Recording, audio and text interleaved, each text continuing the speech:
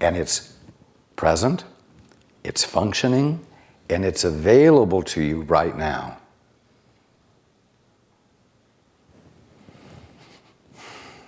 And the wonderful thing is that each of you, in the withinness of your conscious awareness, has a friend who is awake, who is there for you on your behalf in terms of your awakening. If you will be willing to set aside your very definite concepts and beliefs long enough to listen, long enough to bring your attention to the threshold of the unknown, the unexpected, which includes the presence of a friend with a capital F that's there to take your hand and help you through the hard parts of letting go of the thoughts and ideas and definitions that are imprisoning you because they keep you from being curious.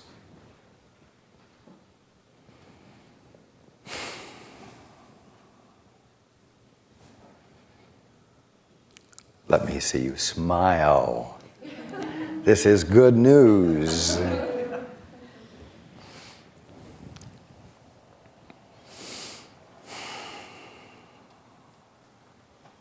The ultimate is present.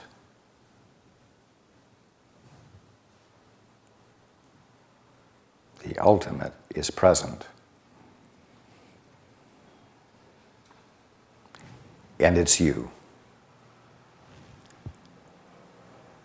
And it's all of creation.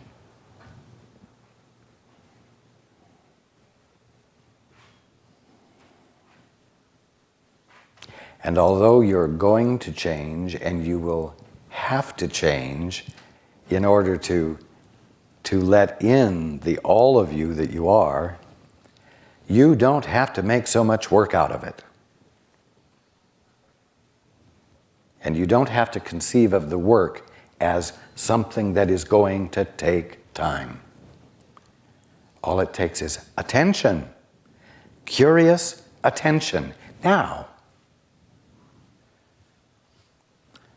but you have to persist in bringing your attention to the threshold of the discovery of the unexpected.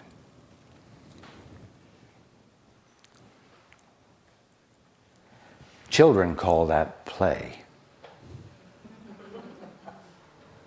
Children call that play. Delightful activity.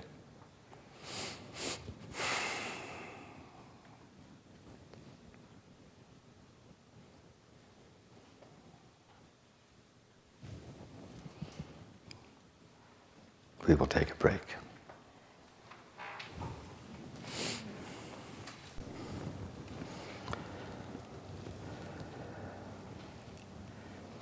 Okay. Hands.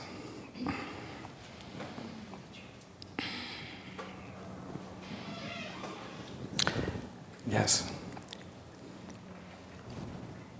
Just a moment.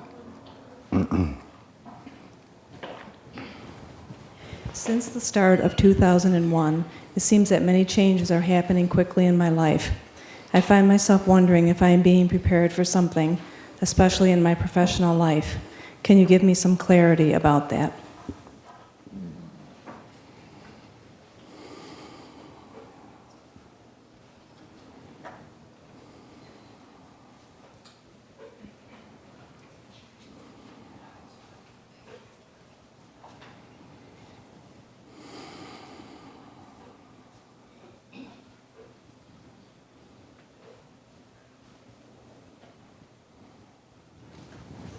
Well, I'm going to encourage you not to think in terms of development and of goals and of moving toward something or being prepared for something.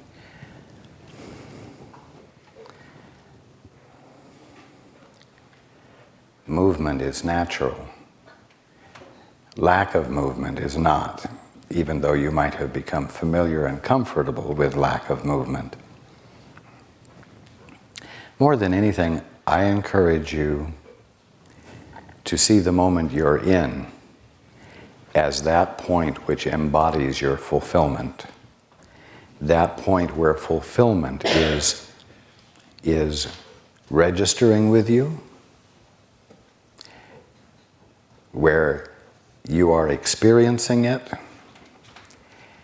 And as I've used the illustration of the fellow on the surfboard or the gal on the surfboard, the point is to find the balance point of the wave in the now and not say, where is this moving me to? You see?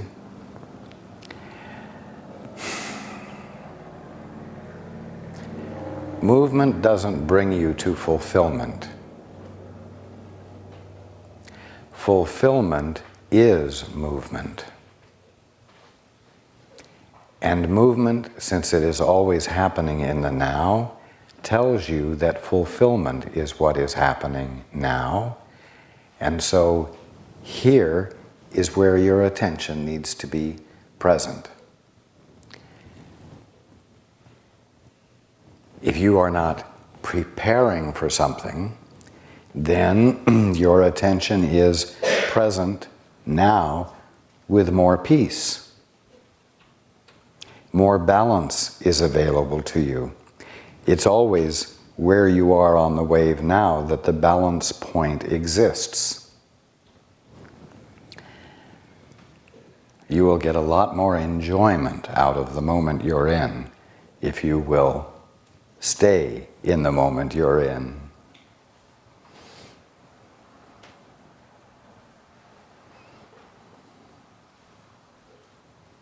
It's a simple answer, but that's the way truth usually is. You are welcome.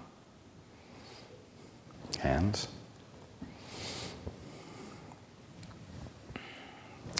The gentleman in the back. Good afternoon, Raj. Good afternoon. I have a question about trust. This is the first time in my life where I've actually been in a lot of contact with my guide. So it's like we're companions a lot of the time now.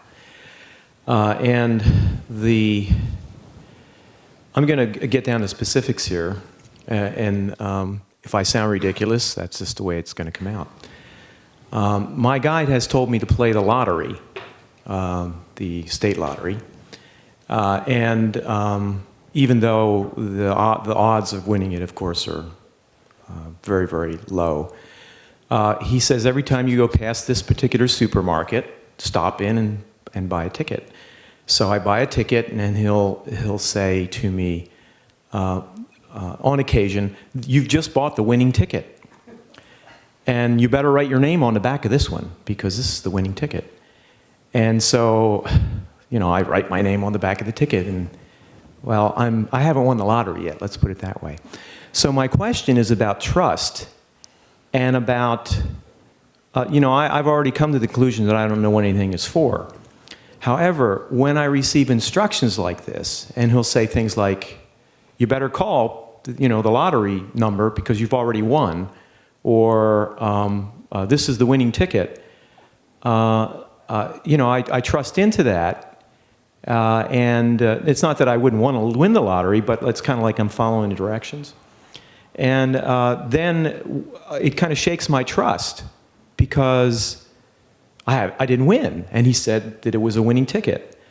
And I've heard I've talked to Paul about this, and he said, yeah, it's happened to me a time or two too. What is, maybe it's different in every case, but exactly what is it that we're doing here, my guide and I? And I've already asked him. He said it's okay to ask you this question. So it's not like he's here now, so it's not like I'm talking behind his back or, anything like that.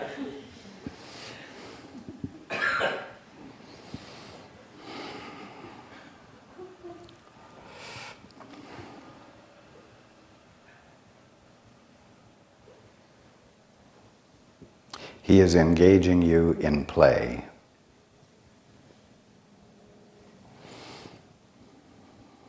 He is developing a relationship with you that is unrutting you from your very linear approach to things.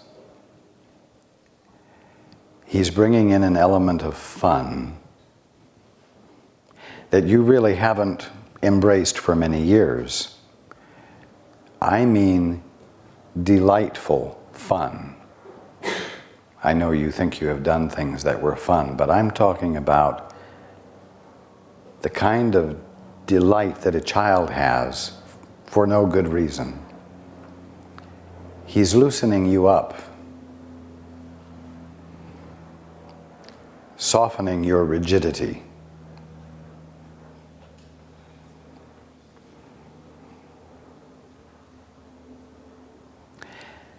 You see, you're thinking that the information is the important point when the relationship is the important point.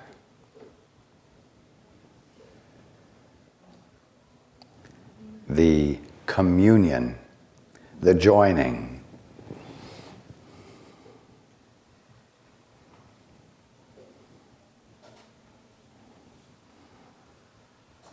He is smiling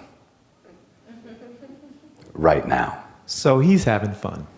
I was going to ask, who's having fun, him or me? I don't quite get that. It doesn't feel like I'm having fun.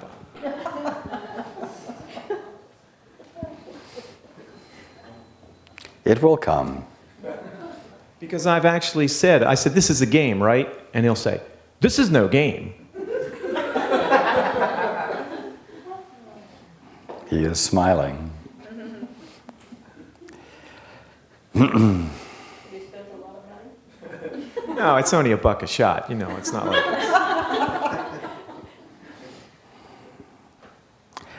Trust is developing.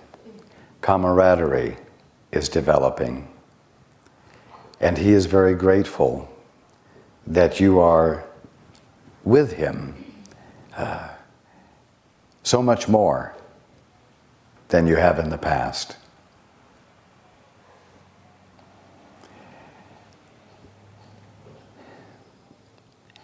Again, it's the communion, it's the connection, it's the joining, it's the relationship. And it's the love that's inseparable from that that is the issue here. Just let it in.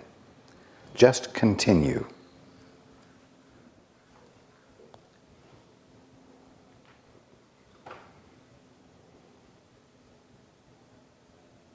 That's the end of the answer. And I just have to add here that I don't want to mislead the group.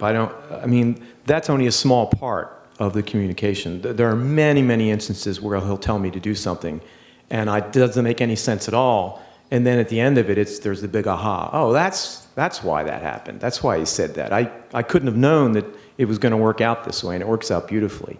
Indeed. But it's the aspect of every once in a while he'll throw something in, and it's almost like it sabotages trust as opposed to builds trust. You know, like it's not 100%. It causes you to consciously reinvest your trust.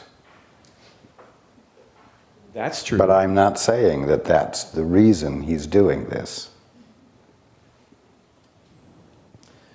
One other aspect in the text, the Course in Miracles, it says that the only prayer worth praying is, "Lord, please heal me." And the question I have is, who is the Lord? Is it God the Father? Is it the Holy Spirit? Is it my being with a capital B? Is it my guide? When I say, and I say this regularly, "Lord, please heal me," who am I addressing? Who do you think you're addressing when you say it? I thought I was addressing you. That's who I thought I was addressing.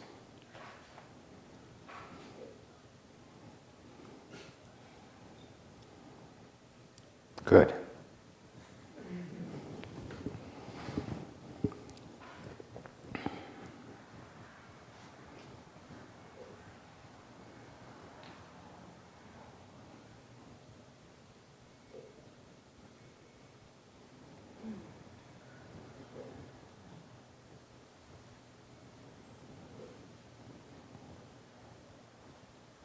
If you had said God, or if you had said the Holy Spirit,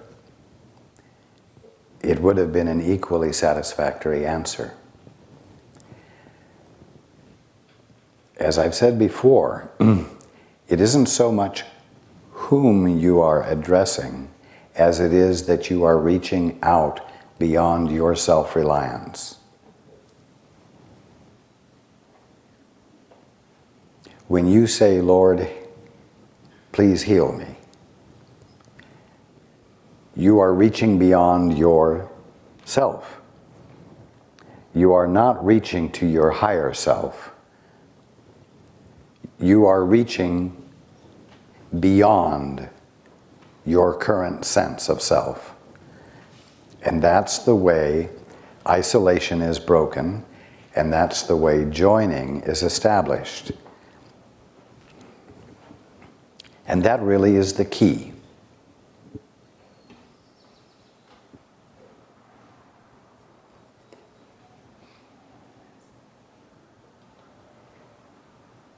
That's the end of the answer. Thank you. You are welcome. Hands.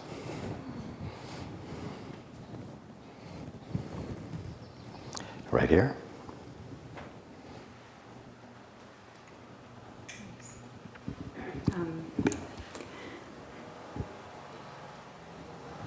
When you initially spoke today, it almost blew apart my question, but I'll ask it anyway. I've been a nurse for 26 years, and the downtown hospital I work in started a pediatric intensive care unit. I guess it was 24 months ago. And I am in the original group of nurses. I think there were 12 of us. We started the PICU. And the resources at the hospital are really thin, and sometimes it's really scary to be at work. Myself, one other nurse, one on-call pediatrician. Stuff comes in the door, mostly babies, sick babies. Sometimes it's hard to know what your skills are under, when your adrenaline's going crazy and you haven't ever seen it before. And there's the big children's hospital across town that claims that they can do everything. And we kind of started a unit with kind of family-centered nursing care where the parents can spend the night. And it's in direct conflict to the big medical center across town. And so we just have to really stick closely together to have the faith that we can hang on for the 3 to 5 years that it's going to take us to get enough knowledge that we can proclaim any kind of high-level competency. And so we all get really scared. But we want to do this work, and we want to have it turn out really well. So we're just aching for more resources, more money, more professional assistance. I just wanted to know if you could, you've already helped by the first 45 minutes of my being here with you. If you have anything else to tell me that I can kind of infuse into my group or into myself, sometimes we just lose confidence a little bit. The simple answer is stay with your vision. Stay with the initial vision when the unit was formed. Stay with your love. Let the extension of it be the center and circumference of your attention. Persist. You get scared when you think about it, but when you're in touch with the love that you are all extending, you are not confused. And when the needs are being met on the spot, you are not confused. So do you think we're doing fine? Indeed. Absolutely.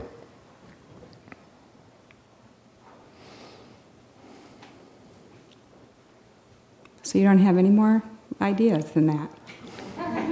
We're doing fine just the way we are. You are persisting, and that is what is essential. To stay with the vision and persist in the extension of caring. And don't let your worry, don't let your ego convince you that there are justifications for abandoning the vision.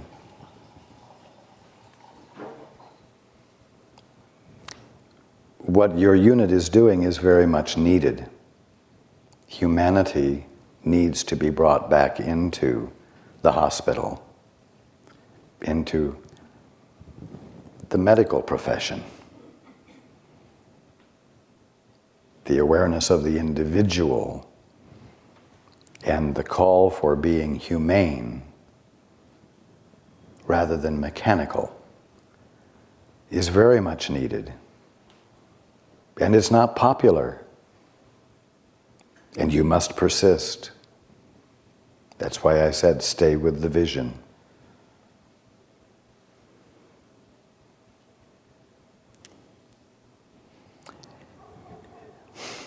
Don't require it to be easy in order for it to be worth it.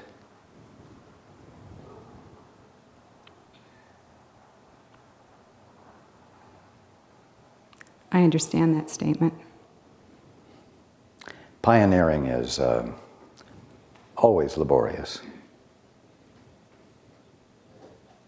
But those who stay with the vision, when the vision has arisen out of love and humanity, will, I'm going to say win out, will bear fruit.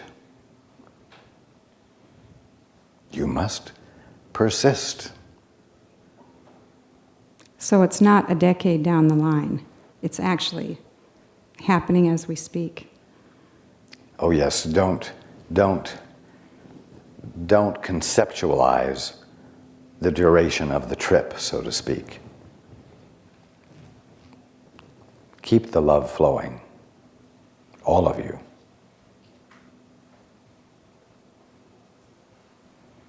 When you're on the beam, resources will present themselves, but not always at the speed you would like.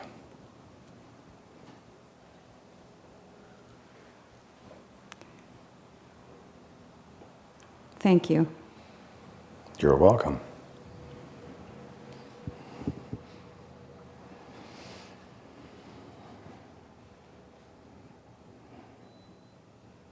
That's the end of the answer. Hands. You're on the couch.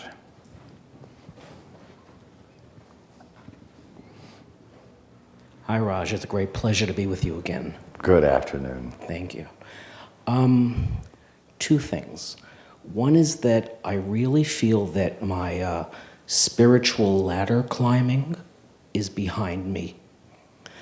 And I've been in Seattle now a year and a half, and I've experienced a lot of shifts internally that I've been aware of. In the recent weeks and recent days, they've been getting very pronounced, and I was wondering if you can address whatever you can say about these shifts, because they're very powerful for me. And the second thing is that it's also been brought to my awareness that it's not just God the Father, but God the Mother that's important for me to know. So I was wondering if you could address that as well.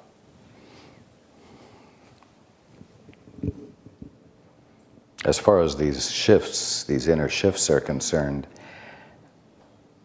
it is not appropriate to elaborate on them. What is appropriate is for you to know that it's appropriate for you to abide with them. Don't try to evaluate them. Be gently and undefendedly present with them. And just pay attention to how you find yourself being. Not so that you can come to a conclusion, but so that you can simply be present with and aware of them. And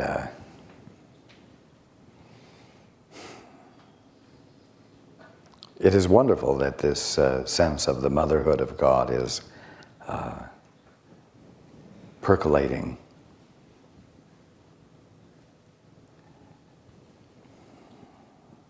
Indeed, much of what you would call the humanity of God, the humaneness, is feminine in principle.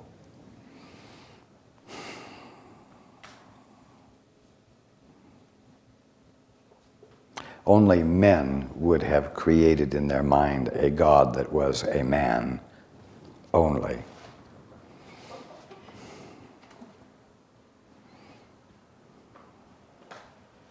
One of the things that makes it difficult for men to awaken is that they have to become willing instead of willful. They have to become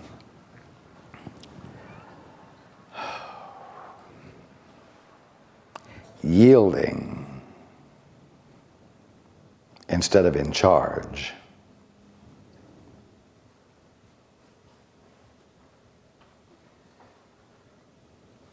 And these are feminine traits, if you will.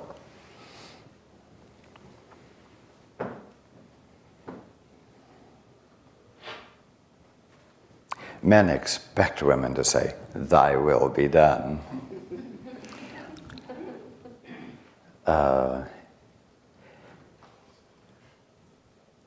And women have generally yielded, but not because the man said, "Thy will be done," wanting to be in charge, but because they know intuitively and within themselves that yielding is what I will call the path of sovereignty. Not the kind of sovereignty males want, but the sovereignty that is an experience of balance and poise, equilibrium, flexibility, spontaneity, and that this is the arena in which appropriateness can manifest.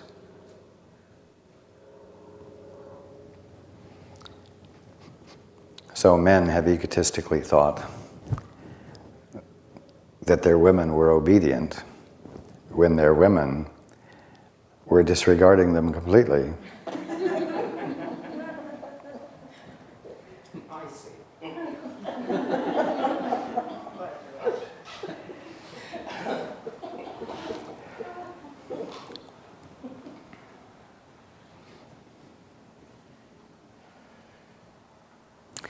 Let this sense of the motherhood of God, and therefore the softness of you,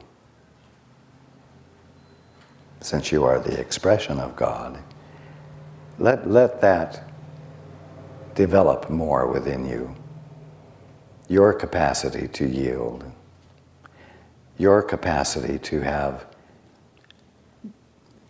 balance that isn't the result of control. Let that emerge in you.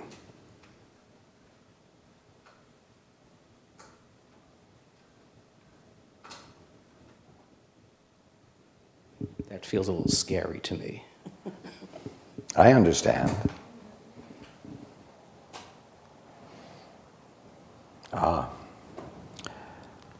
The discovery of the unexpected.